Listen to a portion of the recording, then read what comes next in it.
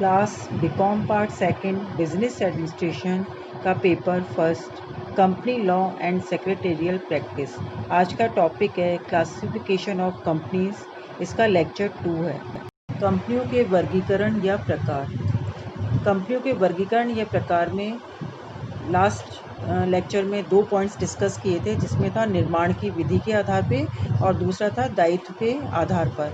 अब बाकी के जो नेक्स्ट रिमेनिंग पॉइंट्स हैं वो आज डिस्कस करेंगे। सदस्यों की संख्या के आधार पर कंपनियां। सदस्यों की संख्या के आधार पर 3 प्रकार की कंपनियां होती है। पहला है सार्वजनिक कंपनी, दूसरा है निजी कंपनी और तीसरा है एक व्यक्ति कंपनी। इसमें हम सबसे पहले देखेंगे सार्वजनिक कंपनी यानी पब्लिक कंपनी। अब पब्लिक कंपनी से तात्पर्य एक ऐसी कंपनी से है, इसमें 2 बातों का होना जरूरी है। एक तो जो निजी कंपनी नहीं है और दूसरा है जिसकी निर्धारित की गई राशि की न्यूनतम प्रदत्त अंश पूंजी होती है। लेकिन वर्तमान में सार्वजनिक कंपनियों के लिए कोई न्यूनतम राशि निर्धारित नहीं कर रखी है। इसी प्रकार से हम कह सकते हैं कि प्रत्येक कंपनी जो किसी सार्वजनिक कंपनी की सहायक कंपनी है तो वह भी सार्वजनिक कंपनी ही मानी जाएगी। कहने का तात्पर्य यह है कि एक ऐसी कंपनी जो किसी पब्लिक कंपनी की सहायक कंपनी है तो वो भी क्या मानी जाएगी, पब्लिक कंपनी ही मानी जाएगी। ऐसी सहायक कंपनी के अंतर नियमों में निजी कंपनी संबंधी प्रतिबंध विद्यमान है तो उन्हें वह चाहे तो बनाए रख सकती है, या हम कह सकते हैं कि उस सहायक कंपनी को यदि वह निजी कंपनी है तो अंतर नियमों में परिवर्तन करने की आवश्यकता नहीं पड़ेगी और फिर भी लेकिन उसे क्या माना जाएगा, सार्वजनिक कंपनी ही माना जाएगा। नेक्स्ट है निजी कंपनी यानी प्राइवेट कंपनी। अब निजी कंपनी से तात्पर्य ऐसी कंपनी से है जिसकी प्रदत्त पूंजी निर्धारित की गई राशि की है और जो अपने अंतर नियमों में निम्न बातों से संबंधित व्यवस्थाएं करती है। वो कौन कौन सी बातें हैं? फर्स्ट पॉइंट है जो अपने अंशों यदि हो तो के हस्तांतरण के अधिकार पर प्रतिबंध लगाती है। तो कहने का तात्पर्य यह है कि निजी कंपनी में यदि शेयर्स हैं तो शेयर्स पे जो शेयर्स हैं उनको ट्रांसफ़र करने के अधिकार पर वो प्रतिबंध लगाती है। दूसरा है एक व्यक्ति कंपनी को छोड़कर जो अपने सदस्यों की संख्या को 200 तक सीमित रखती है। मतलब इसमें जो मैक्सिमम प्राइवेट कंपनी में मैक्सिमम नंबर ऑफ मेंबर्स हैं वो कितने होंगे, 200 होने चाहिए। लेकिन 200 की संख्या को जब गिना जाएगा तो उसमें निम्न सदस्यों को शामिल नहीं किया जाता है। उसमें पहला है ऐसे व्यक्ति जो कंपनी के कर्मचारी हैं, यानी कंपनी के कर्मचारी को सदस्यों में शामिल नहीं किया जाएगा। दूसरा है ऐसे व्यक्ति जो पहले कंपनी के कर्मचारी होते हुए कंपनी के सदस्य थे और अब कर्मचारी न होते हुए भी कंपनी के सदस्य बने हुए हैं। यानी ऐसे व्यक्ति जो पहले कंपनी के कर्मचारी भी थे और कंपनी के सदस्य भी थे, लेकिन अब क्या है, कर्मचारी नहीं है लेकिन सिर्फ कंपनी के सदस्य बने हुए हैं, तो उन्हें भी, तो ऐसे सदस्यों को भी 200 के अंतर्गत शामिल नहीं किया जाएगा। अब तीसरा पॉइंट है जो अपने अंशों और ऋण पत्रों के क्रय के लिए जनता को निमंत्रण देने पर निषेध लगाती है। कहने का तात्पर्य यह है कि जो प्राइवेट कंपनी है वो शेयर्स और डिबेंचर्स को परचेज करने के लिए पब्लिक को इनवाइट नहीं कर सकती है।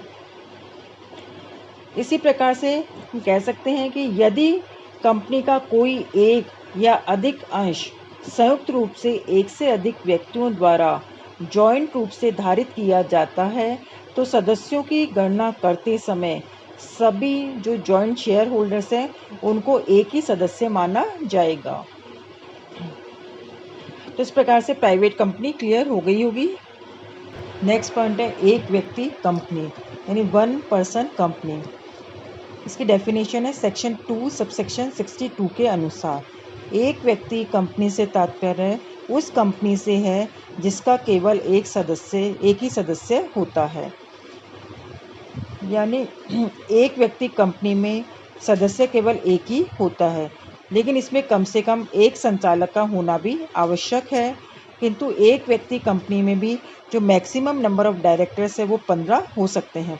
यानी कहने का तात्पर्य यह है कि एक व्यक्ति में सदस्य एक होता है और जो संचालक है वो भी कम से कम एक होता है, लेकिन जो अधिकतम संचालकों की संख्या है वो कितनी हो सकती है? 15 हो सकती है।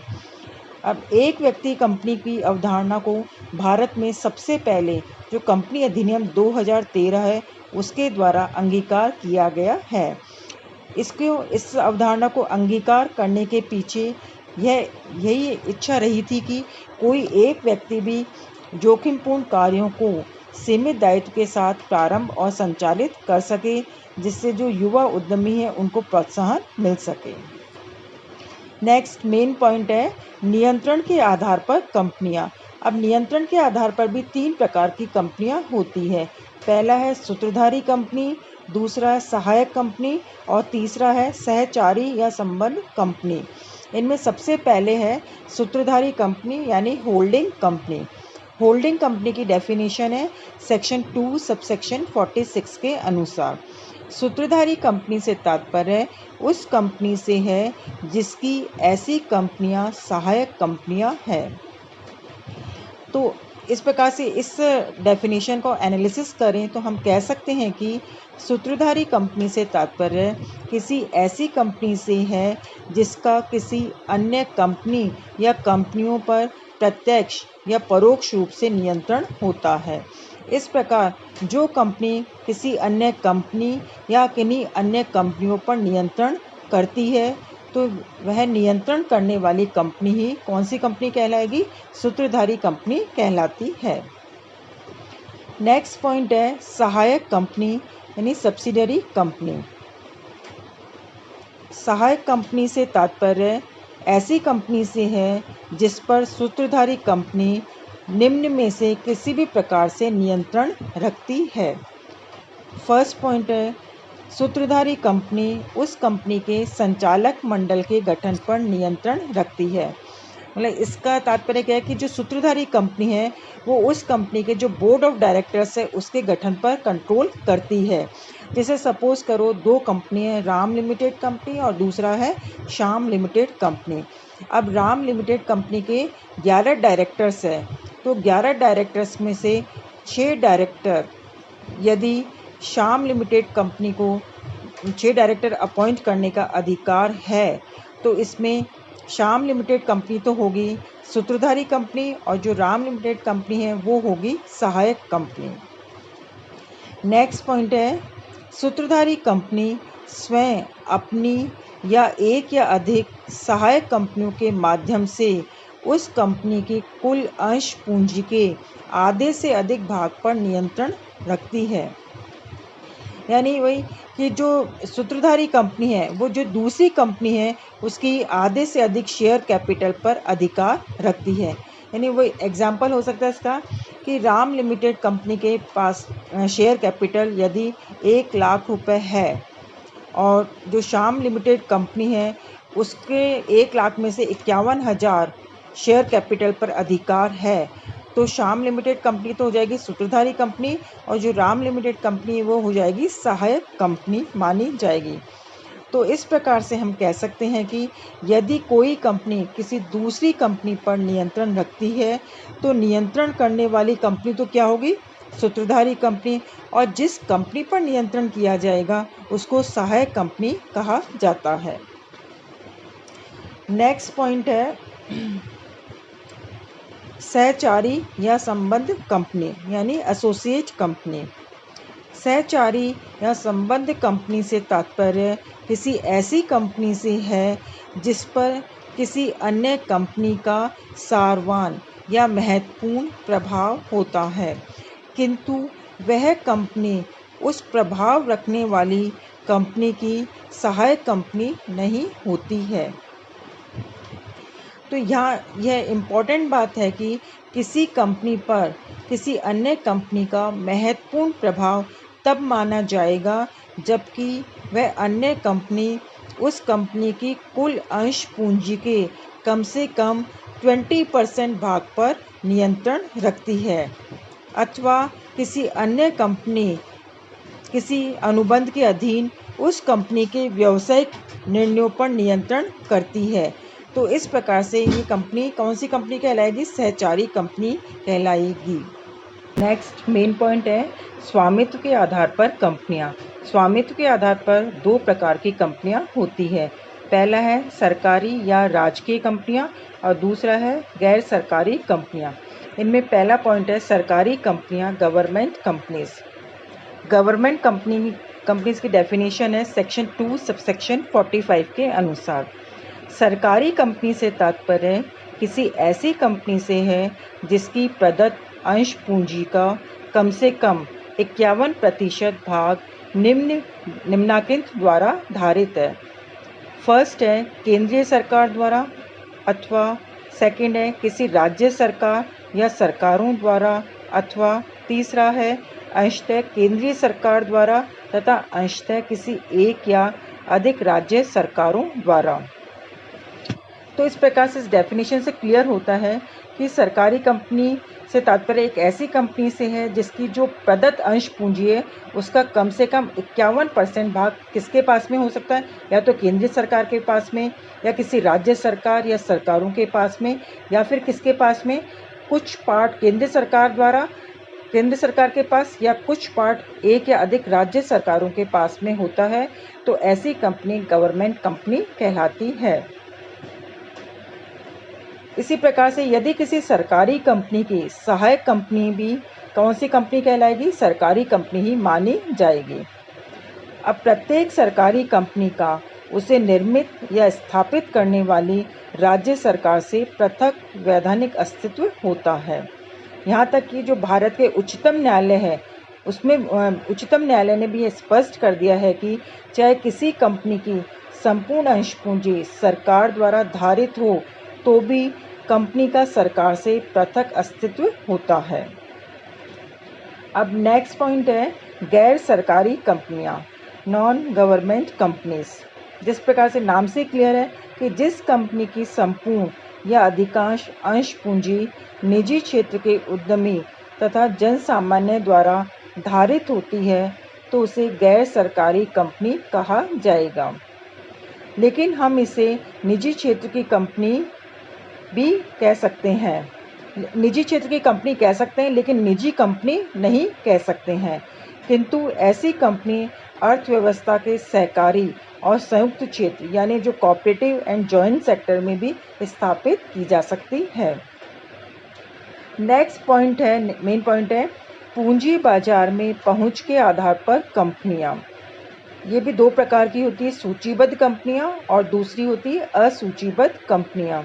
सूचीबद्ध कंपनियां लिस्टेड कंपनीज, इसकी डेफिनेशन है सेक्शन 2 सबसेक्शन 52 के अनुसार। सूचीबद्ध कंपनी से तात्पर्य किसी भी ऐसी कंपनी से है जिसकी कोई प्रतिभूति किसी भी मान्यता प्राप्त स्टॉक एक्सचेंज में सूचीबद्ध है। तो इस प्रकार से कहने का तात्पर्य यह है कि जो लिस्टेड कंपनीज है वो कौन सी कहलाएगी? जिनकी कोई भी प्रतिभूति किसी मान्यता प्राप्त स्टॉक एक्सचेंज में लिस्टेड होती है। अब प्रत्येक सूचीबद्ध कंपनी अधिनियम के प्रावधानों और इसके अधीन अधिसूचित नियमों का पालन करने के लिए बाध्य होती है, किंतु कुछ विशेष पहलुओं जैसे अलॉटमेंट ऑफ शेयर्स है, ट्रांसफ़र है, डिविडेंड का पेमेंट है आदि के संबंध में जो सेबी के डिफरेंट नियम हैं, नियमों को ऐसी कंपनियों पर लागू कर सकती है। अब दूसरा पॉइंट है असूचीबद्ध कंपनियां, अनलिस्टेड कंपनीज। असूचीबद्ध कंपनी से तात्पर्य ऐसी कंपनी से है जिसकी कोई भी प्रतिभूति किसी भी मान्यता प्राप्त स्कंद विनिमय केंद्र में सूचीबद्ध नहीं है, अर्थात लिस्टेड नहीं होती है। ऐसी कंपनियां अपनी पूंजी अपने जो इस कंपनी के जो मेंबर्स है, डायरेक्टर्स है, उनके जो फ्रेंड्स है, रिलेटिव्स है आदि से ही प्राप्त करती है। ऐसी कंपनियां जनता को अपने प्रतिभूतियों को क्रय करने के लिए इनवाइट नहीं कर सकती है।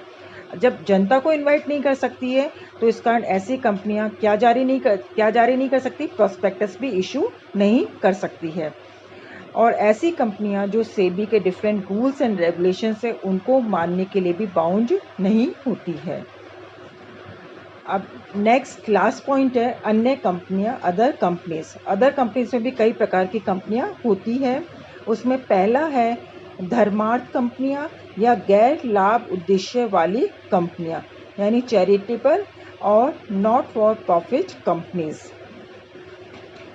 कभी कभी किसी व्यक्ति या व्यक्तियों के संघ को धार्मिक उद्देश्यों के लिए इस अधिनियम के अधीन सीमित कंपनी के रूप में रजिस्टर्ड कराने का प्रस्ताव किया जाता है। ऐसे व्यक्ति या व्यक्तियों के संघ को इस अधिनियम के अधीन सीमित दायित्व वाली कंपनी के रूप में रजिस्टर्ड किया जा सकता है यदि सेंट्रल गवर्नमेंट उसके उद्देश्यों और इरादों से सेटिस्फाइड हो तो किया जा सकता है। यदि सेंट्रल गवर्नमेंट सेटिस्फाइड हो तो उस व्यक्ति या व्यक्तियों के संघ को रजिस्टर्ड करने हेतु जो सेक्शन 8 है उसके अधीन एक लाइसेंस जारी कर देगी। तब रजिस्ट्रार उस व्यक्ति या व्यक्तियों के संघ को सीमित दायित्व वाली कंपनी के रूप में रजिस्टर्ड कर देगा।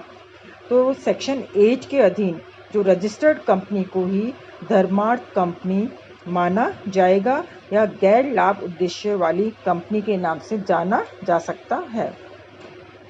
तो ये वाली होगी। नेक्स्ट पॉइंट है लघु कंपनी यानी स्मॉल कंपनी। लघु कंपनी से तात्पर्य सार्वजनिक कंपनी को छोड़कर किसी ऐसी कंपनी से है जिसमें कुछ विशेषताएं पाई जाती है। वो कौन कौन सी होती है?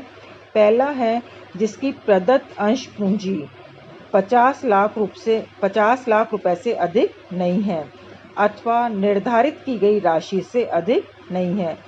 निर्धारित की गई राशि है 5 करोड़ रुपए से अधिक नहीं हो सकती है। इसका नेक्स्ट पॉइंट है अंतिम लाभ हानि लेखे के अनुसार जिसका टर्नओवर 2 करोड़ रुपए से अधिक का नहीं है अथवा निर्धारित की गई राशि से अधिक का नहीं है और जो निर्धारित की गई राशि है वो 20 करोड़ रुपए से अधिक नहीं हो सकती है। अब नेक्स्ट पॉइंट है निष्क्रिय कंपनियां। निष्क्रिय कंपनियों से तात्पर्य किसी ऐसी कंपनी से है जिसने पिछले 2 वित्तीय वर्षों में किसी भी व्यवसाय या क्रिया का संचालन नहीं किया है अथवा जिसने कोई महत्वपूर्ण लेखाकारी सौदा नहीं किया है या जिसने पिछले 2 वित्तीय वर्षों के दौरान कोई भी वित्तीय विवरण तथा वार्षिक विवरणी प्रस्तुत नहीं की गई है। तो ऐसी कंपनी निष्क्रिय कंपनी के नाम से जानी जाएगी। एंड लास्ट पॉइंट है विदेशी कंपनियां यानी फॉरेन कंपनीज। विदेशी कंपनी से तात्पर्य किसी ऐसी कंपनी या निगम निकाय से है जिसका समामेलन भारत के बाहर किसी अन्य देश में हुआ है किंतु वह भारत में किसी भी स्थान पर अपना व्यवसाय स्थापित कर उसका संचालन किसी भी रीति से करती है। वह भारत में अपना व्यवसाय का संचालन स्वयं अथवा किसी एजेंट के माध्यम से भौतिक रूप से या इलेक्ट्रॉनिक माध्यमों से कर सकती है। तो कहने का तात्पर्य है कि विदेशी कंपनी कौन सी कंपनी हुई जिसका समामेलन भारत के बाहर किसी अन्य देश में हुआ है, लेकिन हो सकता है कि वो अपना जो व्यवसाय है वो कहाँ पर कर सकती है, भारत में कर रही हो। तो इस प्रकार से हमने डिफरेंट टाइप्स की कंपनीज डिस्कस की। तो आई थिंक आप लोगों को क्लासिफिकेशन ऑफ कंपनीज क्लियर हो गया होगा। तो आज का ये जो लेक्चर है यहीं पे ख़त्म होता है। Thank you.